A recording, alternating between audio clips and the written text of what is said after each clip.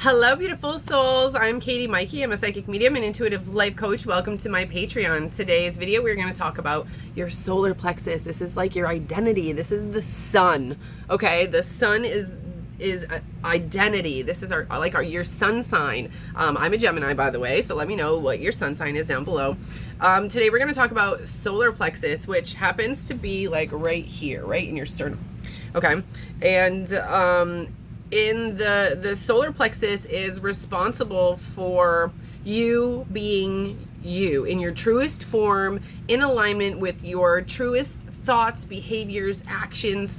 This has confidence without too much ego. You are opinionated without being harsh or cruel to other people. You are very secure with your place in this world, understanding why you're here and who you're meant to be. If your solar plexus is unbalanced, you could feel very weak or powerless in a relationship, within the world, and the relationship doesn't necessarily have to be with a romantic partner. It could be with a parent. You may feel like you don't belong anywhere. You may feel like you're just kind of wandering aimlessly until you stumble upon something. The solar plexus is very much so an energy of us stepping away from other people so that we can find ourselves. But when our solar plexus is not balanced, what ends up happening is we don't know who we are. So we end up kind of wandering aimlessly and never feeling like we fit in anywhere. If your solar plexus is truly overactive, it could kind of be detrimental to your mental health. You could be very susceptible to mental manipulation by other people, almost like an overeagerness to feel accepted or to be accepted by others. Or it could also come off as the need to control other people or control friendships or be manipulative in those friendships. Be the person who is manipulative to their friends. And the best example that I can give is when kids turn 7, 8, 9 years old.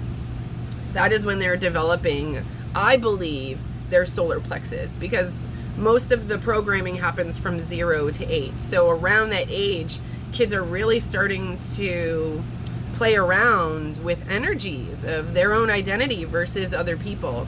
And for children that have parents with overactive solar plexus, they can adopt some of those behaviors and themselves be manipulative or controlling, or lie to friends about things, or like we call it kid stuff, but really this is an imbalance of a solar plexus and not understanding identities within friendships as young children.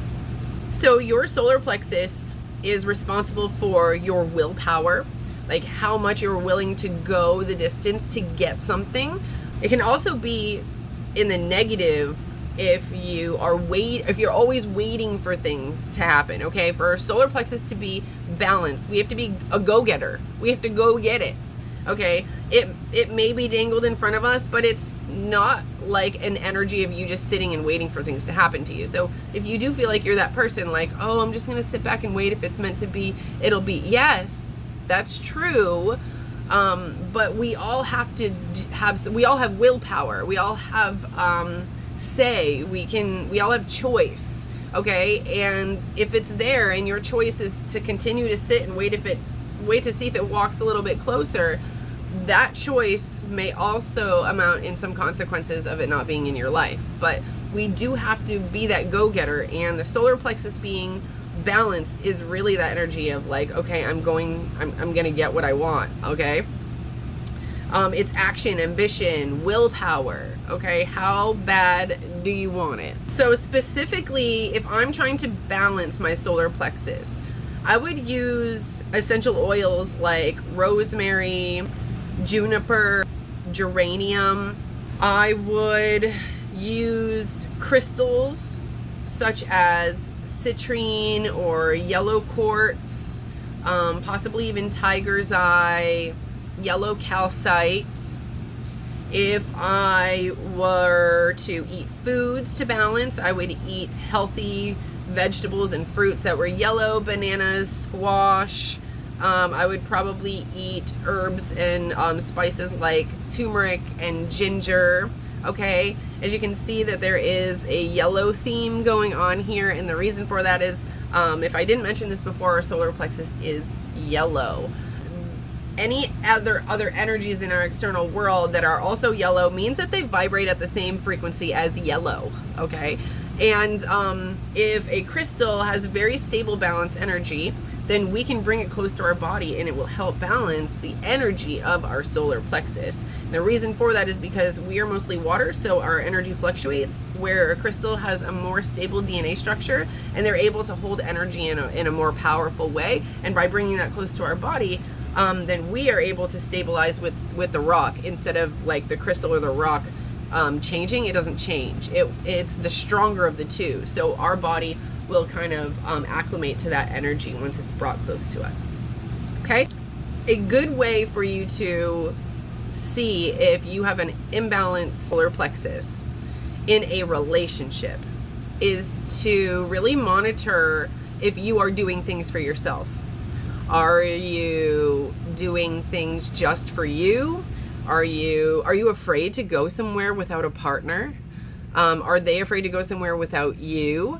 Do you always kind of just give in to whatever's happening because you say you don't really care, you don't really mind? You kind of hide yourself within the relationship because it makes the relationship easier? Or are you a person who is overly opinionated and really has to control what's going on, like where you're going? Okay, well, I have allergies, so we have to only eat at these places. Like, instead of being malleable for other people, you are one that creates the family around you or creates the relationship around you and what you want.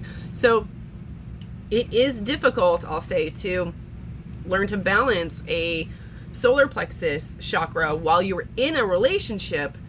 But it is possible. You do have to kind of separate yourself a little bit and be prepared to almost like defend yourself in a very like organic, aligned way if your behavior starts to trigger your partner, because it might. And I say this because when you came together, your energies were different. The people you were mirrors of each other. And now that you're changing and your solar plexus is balancing, if theirs is not balancing, then your energy will start to, your frequency will start to become lighter, and you'll raise your vibration and your partner won't. And that's when more miscommunication happens. But luckily, if you are the one who has more awareness, you're able to see why, and it's easier to kind of separate yourself from that person or that relationship because you can see what is not working, opposed to that person who is still vibrating at a low frequency, who still does not understand your behavior, thinks that you're doing it for a selfish reason, thinks that you're trying to hurt them, things like that. That is a very low vibrational energy. Okay, so if I have to give you any advice into figuring out who you are, okay, because this is the essence of who we are. And a lot of the times it's imbalanced because we don't know who we are, because we have so many written scripts and things on top of who we are from childhood. For example, I was a softball player from 4 years old into college. I got many accolades, many accolades, even through college, even within nationally. Okay.